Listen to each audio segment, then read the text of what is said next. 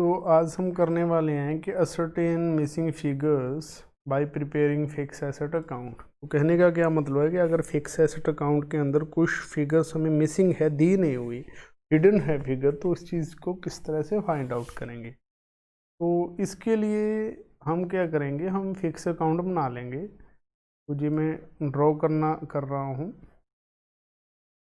हमारा account, sorry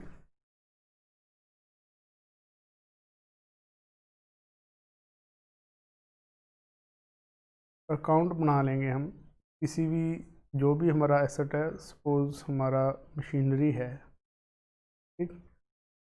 तो machine account, machinery account, machinery account suppose करो हमारा बैलेंस है दिया हुआ, तो बैलेंस बीडी लिखेंगे हम। ओपनिंग बैलेंस, ओपनिंग बैलेंस हमेशा डेबिट बैलेंस होता है फिक्स एसेट का, क्योंकि रियल अकाउंट है, डेबिट वर्ड कम्स इन, ठीक है। क्रेडिट बैलेंस, क्रेडिट साइड लिखेंगे बाय बैलेंस सीडी, ठीक है। तो डेबिट बैलेंस का मतलब कि क्लोजिंग बैलेंस क्रेडिट साइड लिखना और ओपनिंग बैलेंस डेबिट साइड। तो क्लोजिंग बैलेंस जहाँ पर आ जाएगा, सपोज करो आपने कोई एसेट खरीदा है, खरीदा नहीं, आपके पास एसेट है 1,00,000 रुपए और क्लोजिंग बैलेंस वो 1.5 लाख रुपए का हो गया है। अगर इस दौरान कुछ डेप्रिसिएशन लगा तो वो डेप्रिसिएशन हम लगाते हैं बाय डेप्रिसिएशन अकाउंट। वो हो गया 20,000। अब इस हिसाब से तो 1,00,000 का एसेट था, 20,000 डेप्रिसिएशन लग गया, तो यहाँ पर तो सिर्फ 80,000 आना चाहिए था ना। अब जैसे 70,000 रुपये फालतू आ रहा है क्योंकि 1.5 लाख आ रहा है। इसका मतलब क्या हुआ, इसका यही मतलब है वो 70,000 रुपये हमने खरीद लिया होगा। तो टू बैंक अकाउंट, ये कैसे पता चला हमें, बैलेंस फिगर से, ठीक है।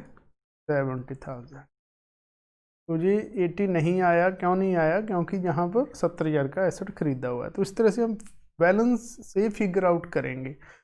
अगर ये साइड ज़्यादा आ गई सपोज करो, तो इसका मतलब हमने फिर कुछ सेल किया होगा बाय बैंक अकाउंट, वो बैलेंस फिगर निकाल लेंगे हम। अच्छा, आपको जे अमाउंट भी दे दिया, जे अमाउंट भी दे दिया, तो हो सकता है डेप्रिसिएशन मिसिंग हो, उसको हम बैलेंस फिगर से काउंट कर सकते हैं। तो इस तरह से हमने इस चीज़ की काउंटिंग करनी है। तो इलस्ट्रेशन नंबर 20 में हम ये काउंटिंग करने वाले हैं, ठीक है। तो इस क्वेश्चन नंबर 20 के थ्रू हम इसको डिटेल में समझेंगे कि आखिर किस तरह से हमने ये क्वेश्चन सोल्व करने हैं। तो क्वेश्चन नंबर जो इलस्ट्रेशन नंबर 20 दिया हुआ है, इसमें हमने क्या कैलकुलेट करना है, cash flow from investing activities. Information दी हुई है, प्लांट एंड मशीनरी है 720 और 860 का ओपनिंग और क्लोजिंग बैलेंस। ये रिटर्न डाउन वैल्यू पर है, कहने का मतलब इसमें से डेप्रिसिएशन ऑलरेडी माइनस किया हुआ है, ठीक है। तो डेप्रिसिएशन चार्ज कितना हुआ ड्यूरिंग द ईयर, 85,000।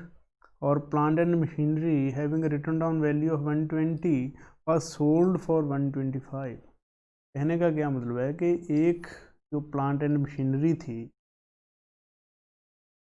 उसकी रिटर्न डाउन वैल्यू का मतलब कि आफ्टर डेप्रिसिएशन, बैलेंस शीट के अंदर लिखा हुआ था 1,10,000, सेल कितने में कर दी, 125। तो इसका मतलब हमने प्रॉफिट कमाया या लॉस, प्रॉफिट कितने का, 15,000। क्लियर। तो अब हम क्या करने वाले हैं, प्लांट एंड मशीनरी अकाउंट समझने वाले हैं कि किस तरह से बनेगा। तो प्लांट एंड मशीनरी अकाउंट,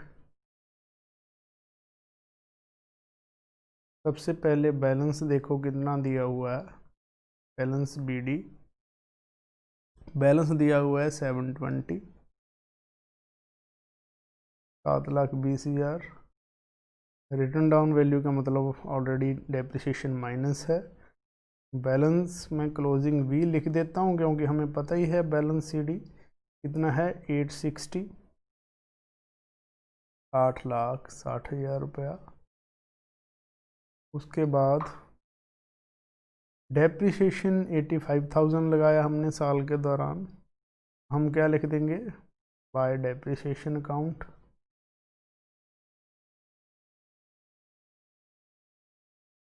$85,000। इसके अलावा इंफॉर्मेशन दी कि हमने 1,10,000 की मशीनरी 1,25,000 में बेची, तो बाय बैंक अकाउंट लिखेंगे हम 1,25,000। ये 1,25,000 में बेची तो 1,25,000 यहाँ आ जाएगा, लेकिन वो बुक वैल्यू सिर्फ 1,10,000 थी, तो 15,000 रुपये फालतू हो गया ना, तो वो इस साइड आ जाएगा प्रॉफिट। ठीक है, गेन ऑन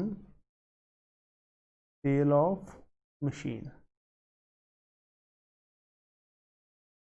कितना? 15,000। क्यों आया 15,000? क्योंकि 1,25,000 में चीज़ बेची और थी वो 1,10,000 की। क्लियर? तो अब देखो जी, नेट जो इसका डिफरेंस आएगा ना सेल या प्रॉफिट से, वो उतना ही आना चाहिए जितने की रिटर्न ऑन वैल्यू थी। 1,25,000 रुपये में हमने बेची और 15,000 हमने उसको डेबिट साइड लिख दिया, गेन ऑन सेल, तो नेट 1,10,000 का इफेक्ट आया प्रॉफिट प्लांट एंड मशीनरी पर। ये क्यों आना चाहिए वो भी हम डिस्कस कर लेते हैं।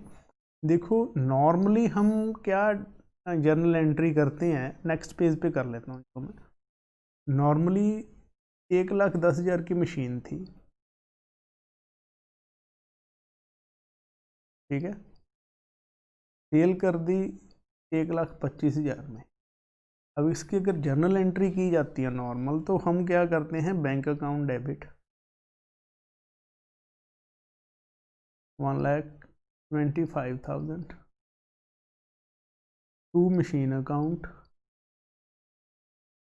या मशीनरी अकाउंट 1,10,000, क्योंकि क्रेडिट व्हाट गोज आउट है, और to gain on sale of machine 15,000।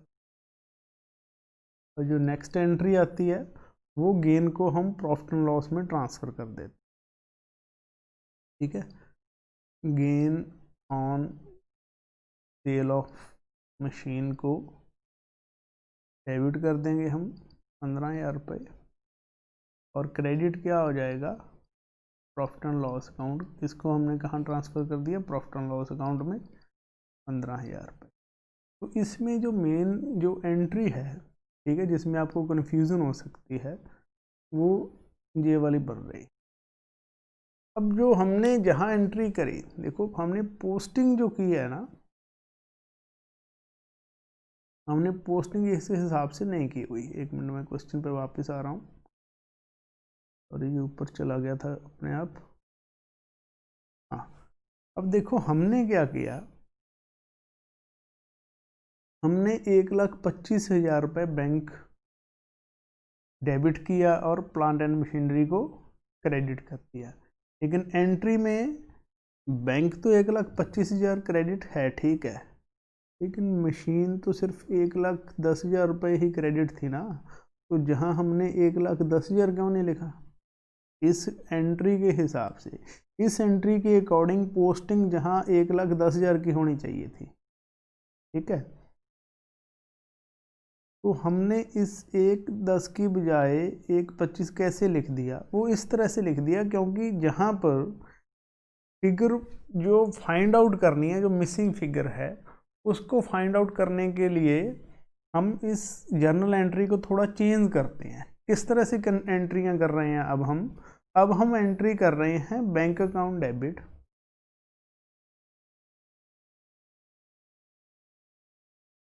1,25,000। ये तो सिंपल है, जो ऊपर वाली भी एंट्री में है वही नीचे वाली में है। लेकिन हमने टू मशीन को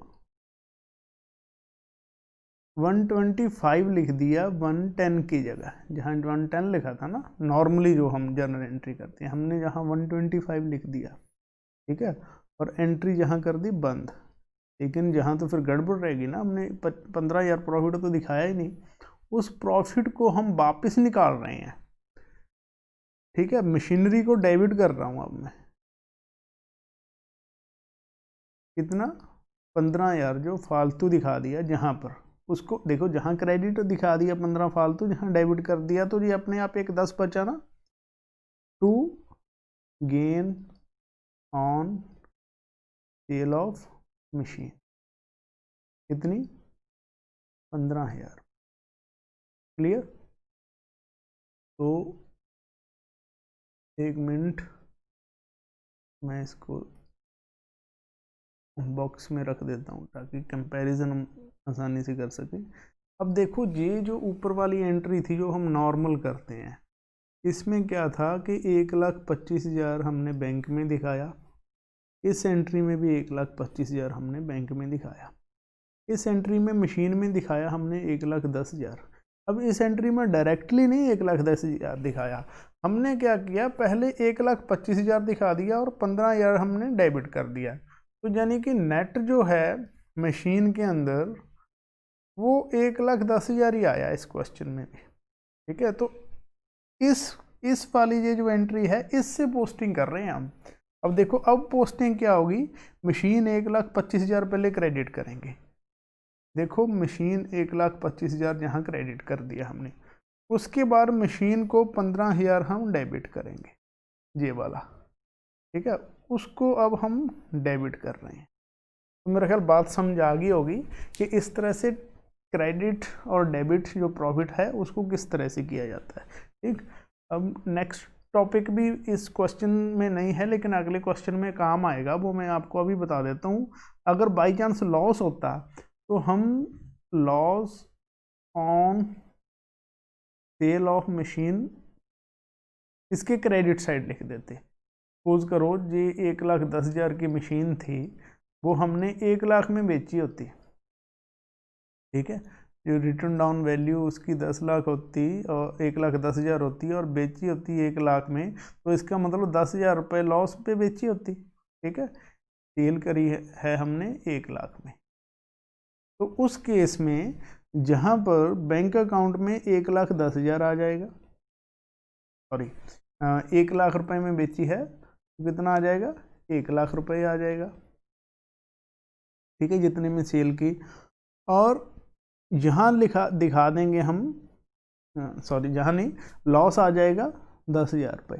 देखो टोटल 1,10,000 ही आया इस केस में डेबिट, और जहाँ पर भी नेट कितना 1,10,000 आ रहा है, क्योंकि 1,25,000 क्रेडिट किया तो डेबिट भी तो कर दिया ना 15,000 हमने।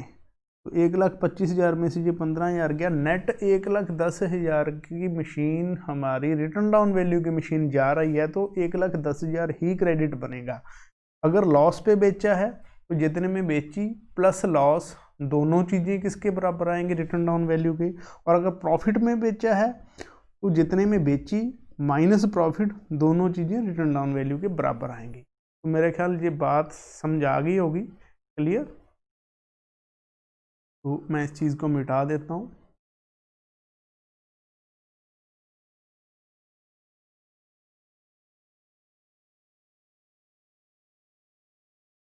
ठीक है, तो 1,25,000 रुपये।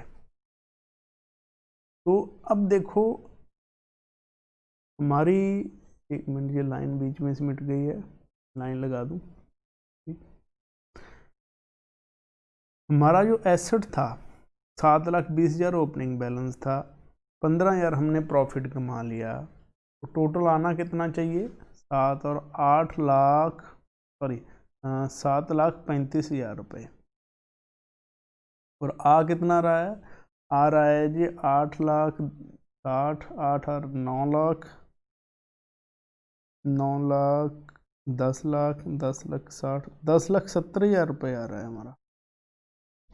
इसका मतलब कितना फालतू हो गया जी हमारा, 10,70,000 में से 7,35,000 गए, 10,70,000 में से 7,35,000 गए, तो 3,35,000 रुपये का हमारा गैप है। ठीक है, गैप इस साइड ज़्यादा आ रहा है, तो इस साइड हम लिख देंगे 3,35,000, ये बैलेंस फिगर है। अब ये बैलेंस फिगर हमें क्या बता रहा है, ये बता रहा है टू बैंक। टू बैंक का मतलब मशीन हमने क्या की है, परचेज की है, तभी तो पेमेंट की है ना। तो इस तरह से हमें देखो फाइंड आउट कर लिया है। एक ये 3,35,000 की फिगर हमें मिसिंग थी, ये नहीं दी हुई थी क्वेश्चन में, ठीक है। बाकी चीज़ें तो दी हुई थी, ये 85,000 भी बता दिया इन्होंने, ये भी बता दिया कि 1,25,000 में मशीन बेची है और 15,000 प्रॉफिट कमाया है, और ओपनिंग बैलेंस भी था, क्लोजिंग बैलेंस भी था। एक चीज़ नहीं थी, तो वो हमने फाइंड आउट कर ली। अब इसके बाद जो जो क्वेश्चन होगा बिल्कुल आसान हो गया है, ठीक है। तो इसमें क्या होने वाला है, हमने निकालना है सिर्फ cash flow from investing activity. तो ये 1,25,000 ये हमें पैसा मिला है तो प्लस कर देंगे, ये हमने पेमेंट की है तो ये माइनस कर देंगे। तो ये दो ही चीज़ें आएंगी इन्वेस्टिंग में, तो ठीक है।